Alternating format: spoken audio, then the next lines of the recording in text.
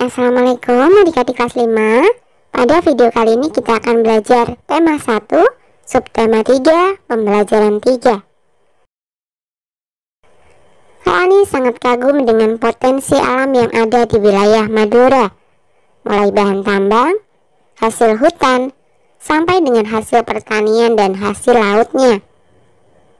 Semua itu bisa dimanfaatkan dengan sebaik-baiknya untuk meningkatkan taraf kehidupan masyarakatnya. Pulau Madura masuk dalam Provinsi Jawa Timur. Meskipun demikian, secara geografis Pulau Madura terpisah dengan kabupaten-kabupaten lain di Jawa Timur.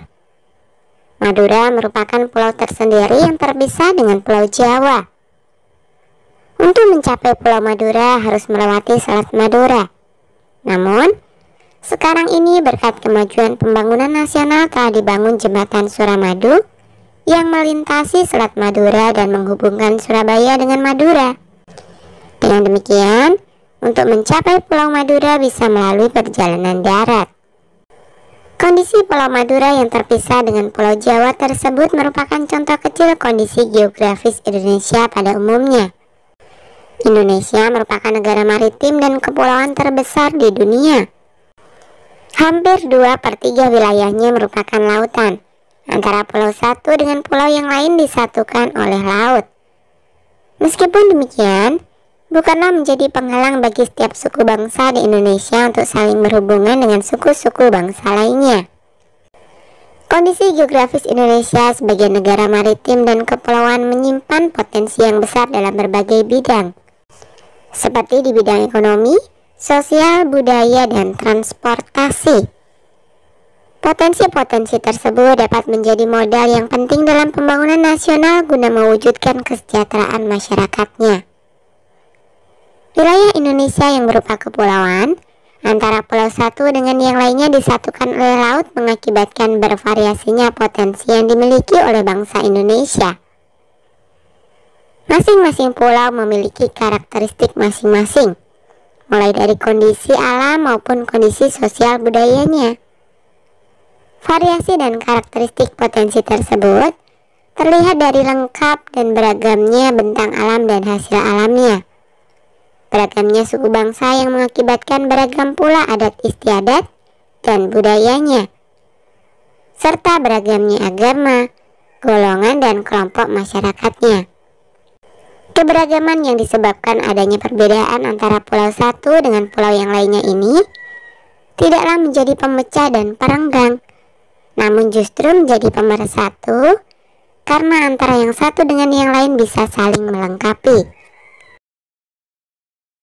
Pengaruh kondisi geografis Indonesia sebagai negara maritim terhadap kehidupan ekonomi masyarakat. Kondisi geografis sebagai negara maritim dan kepulauan membawa banyak keuntungan bagi bangsa Indonesia.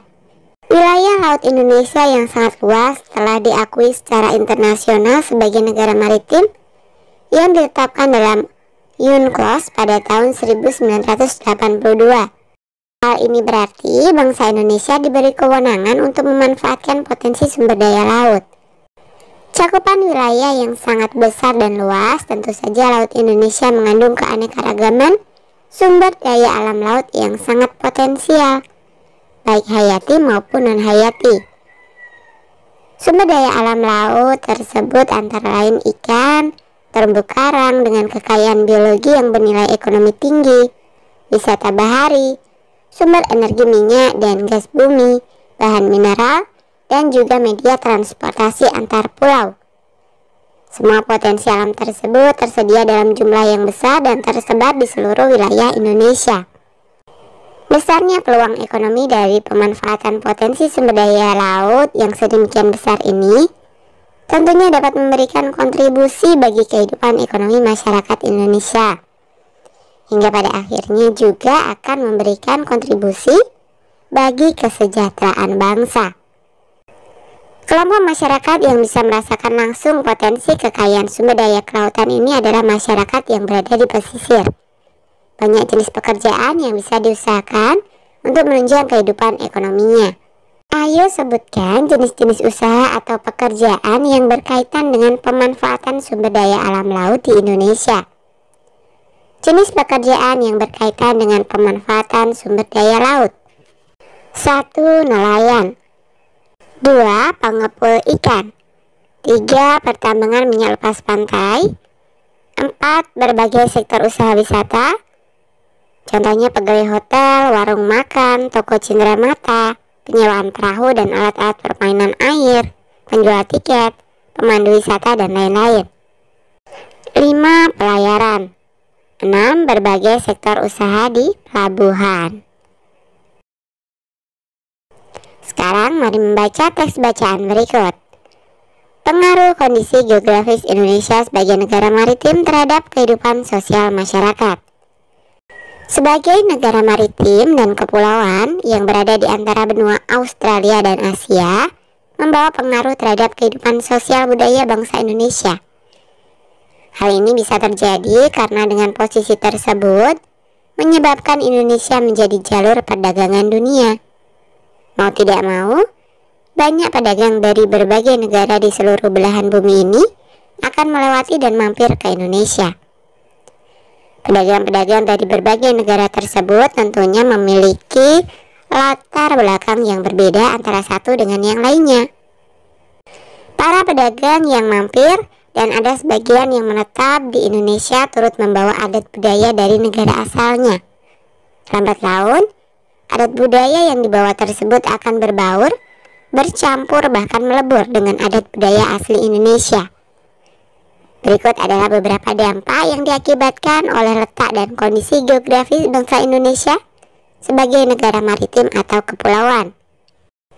1. Komunikasi dan interaksi antar penduduk menjadi lebih mudah, baik antar warga Indonesia maupun orang Indonesia dengan warga asing. Hal ini didukung adanya kemajuan teknologi di bidang pelayaran antar pulau dan antar negara. 2. Terjadinya pembauran, pencampuran atau peleburan nilai-nilai antar pulau dan antar negara. 3. Munculnya perkampungan-perkampungan etnis tertentu, seperti pecinan dan kampung Arab. 4. Terjadinya perubahan perilaku masyarakat karena pengaruh masuknya pola dan nilai perilaku dari pulau, daerah maupun negara lain. 5. Terjadinya perpindahan ilmu, pengetahuan, dan teknologi. Ada dampak positif, tentunya juga ada dampak negatifnya. Coba ceritakan berbagai dampak yang timbul sebagai akibat dari letak dan kondisi geografis Indonesia sebagai negara maritim dan kepulauan. Dampak positifnya, memiliki keberagaman potensi alam dan hasilnya, memiliki keberagaman dan kekayaan budayanya, memiliki keberagaman sumber daya manusia. Dampak negatifnya, tidak meratanya potensi alam dan sumber daya manusia, tidak meratanya pembangunan dan pemerataan hasil-hasilnya, rentan terhadap terjadinya konflik kedaerahan. Nah, bersama kelompokmu buatlah clipping gambar tentang kondisi ekonomi dan sosial masyarakat sebagai akibat dari kondisi geografis Indonesia sebagai negara maritim. Kumpulkan gambar-gambar yang sesuai yang bisa kamu dapatkan melalui surat kabar, majalah, buku, atau internet. Berilah penjelasan singkat dari setiap gambar yang kamu kumpulkan. Susunlah gambar-gambar yang telah kamu kumpulkan menjadi sebuah buku. Nah, sekarang coba susunlah laporan singkat mengenai clipping yang telah kamu buat. Kemudian presentasikan di hadapan guru dan teman-temanmu. Format laporan sebagai berikut. Laporan pengaruh kondisi geografis bangsa Indonesia sebagai negara maritim terhadap kehidupan ekonomi dan sosial masyarakatnya. Kehidupan ekonomi. Kondisi geografis Indonesia sebagai negara maritim berpengaruh terhadap kehidupan sosial dan ekonomi masyarakatnya. Dalam kehidupan ekonomi, masyarakatnya mengandalkan perikanan dan pariwisata kelautan sebagai pendapatan masyarakat. Jenis pekerjaan yang berkaitan dengan pemanfaatan sumber daya laut antara lain sebagai berikut. 1. Nelayan. 2. Pertambangan minyak lepas pantai. 3. Berbagai sektor usaha wisata, contohnya pegawai hotel, warung makan, toko cenderamata, penyewaan perahu dan alat-alat permainan air, penjual tiket, pemandu wisata, dan lain-lain. 4. Pelayaran. 5. Para petambak ikan dan udang. 6. Berbagai sektor usaha di pelabuhan. 7. Petani garam dan petani rumput laut. 8. Penyelam tradisional yang mencari teripang. 9. Pengrajin kayu yang memanfaatkan pohon di hutan bakau. 10. Petani budidaya kerang mutiara laut. 11. Pemandu wisata alam bawah laut. 12. Pekerja di perusahaan yang mengelola air laut dengan menggunakan sistem osmosis balik agar diperoleh air yang layak konsumsi. 13. Para pengusaha pembuat kapal dan jaring. 14. Para pengrajin kerang. 15. Jasa penyeberangan laut. Kehidupan sosial. Dalam kehidupan sosial, masyarakatnya lebih terbuka dan ramah terhadap masyarakat pendatang, karena banyak dari mereka yang datang dan singgah di pelabuhan-pelabuhan atau bahkan migrasi dan menetap setelah tiba. Berikut adalah beberapa dampak yang diakibatkan oleh letak dan kondisi geografis bangsa Indonesia sebagai negara maritim atau kepulauan dalam kehidupan sosial. 1. Komunikasi dan interaksi antar penduduk menjadi lebih mudah, baik antar warga Indonesia maupun orang Indonesia dengan warga asing. Hal ini didukung adanya kemajuan teknologi di bidang pelayaran antar pulau dan antar negara.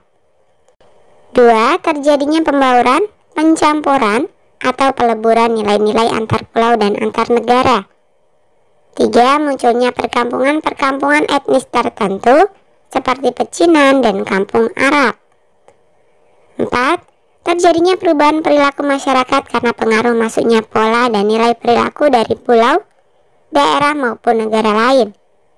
5. Terjadinya perpindahan ilmu, pengetahuan, dan teknologi. Bangsa Indonesia dikenal sebagai bangsa maritim sejak zaman dahulu. Bahkan, sempat mencapai kejayaan pada masa kerajaan Sriwijaya dan Majapahit. Mari membaca teks bacaan berikut. Kejayaan Bahari Masa Lalu oleh Dr. Y. Paunganan SSI MSI. Sejarah telah mencatat bahwa kejayaan bahari bangsa Indonesia sudah lahir sebelum kemerdekaan. Hal ini dibuktikan dengan adanya temuan-temuan situs prasejarah maupun sejarah. Penemuan situs prasejarah di gua-gua Pulau Muna, Seram, dan Arguni yang dipenuhi oleh lukisan-lukisan perahu layar menggambarkan bahwa nenek moyang bangsa Indonesia merupakan bangsa pelaut. Selain itu, ditemukan kesamaan benda-benda sejarah suku aborigin di Australia dengan benda-benda sejarah yang ditemukan di Pulau Jawa. Penemuan ini menggambarkan bahwa nenek moyang bangsa kita telah melakukan hubungan dengan bangsa lain yang tentunya menggunakan kapal-kapal layar. Kerajaan Sriwijaya bahkan memiliki armada laut yang besar dan kuat. Armada laut Sriwijaya mampu menguasai jalur perdagangan laut dan memungut cukai atas penggunaan laut. Pengaruh Sriwijaya meliputi Asia Tenggara. Hal ini dibuktikan dengan catatan sejarah bahwa terdapat hubungan erat dengan kerajaan Champa yang terletak di antara Kamboja dan Laos. Kerajaan Mataram kuno di Jawa Tengah mampu membangun Candi Borobudur. Pada candi tersebut terdapat relief berupa gambar perahu layar dengan tiang-tiang layar yang kukuh dan menggunakan layar segi 4 yang lebar. Kerajaan Singosari di bawah kepemimpinan Raja Kartanegara pun juga memiliki armada kapal dagang yang mampu mengadakan hubungan-hubungan dagang lintas laut. Bahkan, perkembangan kerajaan Singosari dianggap sebagai ancaman bagi kerajaan Tiongkok dengan rajanya Kubilai Khan. Raja Kubilai Khan mengirimkan armada perangnya dan mendarat di Pulau Jawa. Pada masa itulah, Raden Wijaya mendirikan kerajaan Majapahit. Kerajaan Majapahit kemudian berkembang menjadi kerajaan maritim yang besar. Kerajaan Majapahit memiliki pengaruh dan kekuasaan yang luas meliputi wilayah Nusantara. Dengan kekuatan armada lautnya dan didukung oleh kemampuan perang Patih Gajah Mada, wilayah kerajaan Majapahit kian luas. Dengan bukti-bukti sejarah inilah tidak bisa dielakkan bahwa kejayaan bahari bangsa Indonesia telah ada sejak zaman dahulu. Namun, Dalam perjalanannya, kejayaan bahari ini mulai mengalami keredupan seiring terjadinya penjajahan Belanda dengan praktik kebaharian kolonialnya. Pada masa kolonial Belanda, masyarakat Indonesia dibatasi berhubungan dengan laut, misalnya larangan berdagang selain dengan pihak Belanda. Padahal sebelumnya telah muncul beberapa kerajaan bahari Nusantara. Hal ini mengakibatkan budaya bahari Indonesia memasuki masa suramnya. Pada masa kolonial Belanda juga terjadi pengikisan semangat bahari bangsa Indonesia. Dikarenakan pemerintahan kolonial lebih mementingkan bidang agraris untuk kepentingan mereka dibandingkan dengan bidang kemaritiman. Pemerintahan kolonial menggenjot bidang agraris dengan tujuan untuk memenuhi kepentingan dagang rempah-rempah mereka dengan negara-negara di Eropa. Nah, sekarang coba tentukan ide pokok dari masing-masing paragraf bacaan di atas. Paragraf 1, ide pokoknya adalah sejarah telah mencatat bahwa kejayaan bahari bangsa Indonesia sudah lahir sebelum kemerdekaan. Paragraf 2, ide pokoknya adalah penemuan situs prasejarah di gua-gua Pulau Muna, Seram, dan Arguni yang dipenuhi oleh lukisan-lukisan perahu layar menggambarkan bahwa nenek moyang bangsa Indonesia merupakan bangsa pelaut. Ide pokok paragraf yang ketiga, Kerajaan Sriwijaya bahkan memiliki armada laut yang besar dan kuat. Ide pokok paragraf yang keempat, Kerajaan Mataram kuno di Jawa Tengah mampu membangun Candi Borobudur. Paragraf 5, ide pokoknya adalah Kerajaan Singosari di bawah kepemimpinan Raja Kertanegara pun juga memiliki armada kapal dagang yang mampu mengadakan hubungan-hubungan dagang lintas laut. Paragraf 6, ide pokoknya adalah pada masa itulah Raden Wijaya mendirikan Kerajaan Majapahit, kemudian berkembang menjadi kerajaan maritim yang besar. Ide pokok paragraf yang ketujuh, dengan bukti-bukti sejarah inilah tidak bisa dielakkan bahwa kejayaan bahari bangsa Indonesia telah ada sejak zaman dahulu. Paragraf 8, ide pokoknya adalah pada masa kolonial Belanda, masyarakat Indonesia dibatasi berhubungan dengan laut, misalnya larangan berdagang selain dengan pihak Belanda. Padahal sebelumnya telah muncul beberapa kerajaan bahari Nusantara. Paragraf yang ke-9, ide pokoknya adalah pada masa kolonial Belanda juga terjadi pengikisan semangat bahari bangsa Indonesia. Dikarenakan pemerintahan kolonial lebih mementingkan bidang agraris untuk kepentingan mereka dibandingkan dengan bidang kemaritiman. Keberagaman yang disebutkan adanya perbedaan antara pulau satu dengan pulau yang lainnya tidaklah menjadi pemecah dan perenggang, namun justru menjadi pemersatu karena antara yang satu dengan yang lain bisa saling melengkapi. Hal ini sesuai dengan semangat persatuan dan kesatuan seperti pencerminan nilai-nilai Pancasila, khususnya sila persatuan Indonesia. Selain itu juga mencerminkan nilai-nilai yang terkandung sila keadilan sosial bagi seluruh rakyat Indonesia. Tahukah kamu, meskipun terdiri atas 5 sila, namun Pancasila itu merupakan satu kesatuan yang utuh? Pancasila diumpamakan sebagai satu paket lengkap yang menopang negara kesatuan Republik Indonesia. Pancasila merupakan satu kesatuan yang bulat dan utuh dari kelima silanya. Sila ke-1 menjiwai sila kedua, menjiwai sila ketiga, keempat, dan kelima. Sila kedua dijiwai oleh sila ke-1, ketiga, keempat, dan kelima, dan begitu seterusnya. Kelima sila tidak bisa dilepas satu dengan yang lainnya. Walaupun masing-masing sila mempunyai nilai-nilai sendiri, tetapi hubungan antar sila merupakan hubungan yang utuh dan saling terkait. Setiap sila yang membentuk Pancasila merupakan unsur yang mutlak yang membentuk kesatuan, bukan unsur pelengkap. Artinya, satu sila menjiwai dan dijiwai oleh sila-sila yang lain. Sila pertama menjiwai sila kedua, ketiga, keempat, dan kelima, dan demikian seterusnya. Misalnya, meskipun sila ketuhanan yang Maha Esa merupakan sila yang berkaitan dengan Tuhan, tetapi tidak berarti sila-sila yang lain hanya sebagai pelengkap saja. Setiap sila yang membentuk Pancasila juga sebagai satu kesatuan yang mutlak, tidak dapat ditambah dan dikurangi. Oleh karena itu, Pancasila tidak dapat diubah menjadi Trisila atau Ekasila. Nah, untuk menambah pemahamanmu bahwa sila-sila dalam Pancasila merupakan satu kesatuan yang utuh dan setiap sila dijiwai dan menjiwai sila yang lain, coba sebutkan contoh-contoh perilaku berikut mencerminkan sila-sila apa saja. Satu contoh perilaku bisa mencerminkan satu sila, dua sila, atau lebih.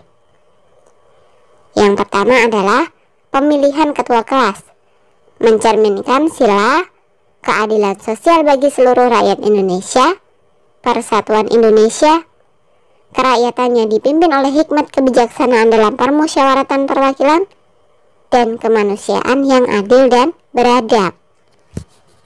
Kemudian yang kedua, perayaan hari besar keagamaan, mencerminkan sila ketuhanan yang Maha Esa, kemanusiaan yang adil dan beradab, persatuan Indonesia, keadilan sosial bagi seluruh rakyat Indonesia. Kemudian gotong royong, ini mencerminkan sila kemanusiaan yang adil dan beradab, persatuan Indonesia, dan keadilan sosial bagi seluruh rakyat Indonesia. Kemudian musyawarah mufakat, mencerminkan sila rakyatan yang dipimpin oleh hikmat kebijaksanaan dalam permusyawaratan perwakilan, persatuan Indonesia, kemanusiaan yang adil dan beradab. Kemudian perilaku yang terakhir yaitu menjenguk orang sakit, ini mencerminkan sila ketuhanan yang Maha Esa, kemanusiaan yang adil dan beradab, persatuan Indonesia, dan keadilan sosial bagi seluruh rakyat Indonesia. Pancasila menjadi pandangan hidup bangsa Indonesia. Maka dari itu, perilaku dan sikap masyarakatnya haruslah mencerminkan nilai-nilai luhur Pancasila. Salah satu contoh pengambilan keputusan yang sesuai dengan nilai-nilai Pancasila adalah pelaksanaan musyawarah untuk mencapai mufakat. Mufakat adalah kebulatan pendapat atau suara dari peserta rapat. Lalu bagaimanakah jika mufakat atau kebulatan pendapat atau suara tidak tercapai? Jika terjadi demikian, maka akan dilakukan voting atau pemungutan suara dan menentukan suara yang terbanyak adalah sebagai keputusan bersama. Contoh proses pemungutan suara adalah pemilu, baik pemilu presiden, anggota DPR dan DPD, maupun pemilihan kepala daerah atau pilkada. Sekarang, buatlah laporan mengenai pengambilan keputusan yang sesuai dengan nilai-nilai Pancasila. Laporan yang kamu susun bisa berdasarkan pengalaman pribadi atau kelompok. Format laporan. Laporan mengenai pengambilan keputusan yang sesuai dengan nilai-nilai Pancasila. Menyusun misalkan Edo, Lani, Dayu, dan Udin. Hari atau tanggal Sabtu 2 Juli 2022. Isi laporan: pemilihan ketua dan pengurus kelas 5 SDN 1 Nusantara. Saat masa pengenalan lingkungan sekolah tahun ini, saya dan teman-teman di kelas 5 dikenalkan oleh Pak Guru tentang pengambilan keputusan melalui pemungutan suara seperti yang ayah dan ibu saya lakukan waktu memilih presiden dan anggota DPR. Calon ketua dalam pemilihan ketua kelas di kelas 5 atau kelas saya antara lain Udin, Siti, dan Lani. Calon-calon tersebut diusulkan oleh semua teman-teman di kelas setelah Pak Guru menanyakan siapa yang dicalonkan menjadi ketua kelas. Proses selanjutnya, Beni dan Dayu disuruh Pak Guru untuk menjadi panitia pemungutan suara. Pak Guru membagikan kertas yang berisi foto seluruh calon ketua dan dilipat rapi. Pak Guru menerangkan urutan pemilihan ketua kelas dengan cara pemilihan umum. Adapun peralatan yang dibutuhkan dalam pemilihan ketua kelas kali ini yaitu 1 kertas suara berisi foto Udin, Siti, dan Lani, 2 kotak suara terbuat dari kardus mie instan bekas, 3 bilik suara terbuat dari kardus bekas, 4 bolpoin yang rusak untuk mencoblos, 5 tatakan styrofoam bekas yang dibuat kotakan, 6 tinta board marker menandai yang sudah mencoblos. Proses pemilihan ketua kelas. 1. Saya dan teman-teman bergantian satu persatu menuju bilik suara. Setelah sebelumnya diberi sebuah kertas yang sudah dilipat di dalamnya ada foto calon ketua kelas. 2. Saya memilih calon pilihan saya dan hanya Allah Subhanahu wa Ta'ala dan saya yang tahu apa yang saya pilih. 3. Kemudian saya lipat kembali dan saya masukkan ke dalam kardus kotak suara dan saya disuruh menandai jari ke tinta. 4. Setelah semua selesai memilih, kotak suara dibuka dan kami semua menghitung dipimpin oleh Dayu dan dipandu Pak Guru. 5. Hasil perolehan suara ditulis di papan tulis. 6. Peserta yang memperoleh suara adalah Siti. Karena dari 30 siswa, Siti memperoleh 20 suara. 7. Semua teman sepakat dan menerima dengan keputusan ini. Kata Pak Guru, yang terpilih adalah yang memperoleh suara terbanyak. 8. Berikutnya Siti memilih wakil dan pengurus kelas lainnya untuk mendampingi tugas di kelas. Demikian laporan yang saya buat tentang pengambilan keputusan yang sesuai dengan nilai-nilai Pancasila. Dengan mempelajari letak geografis dan kondisi geografis Indonesia sebagai negara maritim, kita makin bangga dan bersyukur menjadi warga negara Indonesia. Namun juga perlu diingat bahwa dengan kondisi tersebut akan banyak terjadi penyerapan, pertukaran, peleburan, pencampuran, dan pembauran nilai dan budaya dari daerah atau negara lain. Oleh karena itu, kita harus pandai-pandai memilih dan memilah nilai dan budaya dari daerah atau negara lain. Bagaimana sikapmu terhadap masuknya nilai dan budaya dari daerah atau negara lain? Salah satu dampak masuknya budaya asing adalah westernisasi, sebuah anggapan meniru-niru budaya negara barat atau bangsa asing. Sikap kita terhadap fenomena tersebut adalah kita harus bisa menyaring nilai-nilai positif dari fenomena tersebut dan sebisa mungkin menghindari dampak negatifnya. Oke, sampai di sini dulu video kali ini ya. Sampai jumpa di video berikutnya.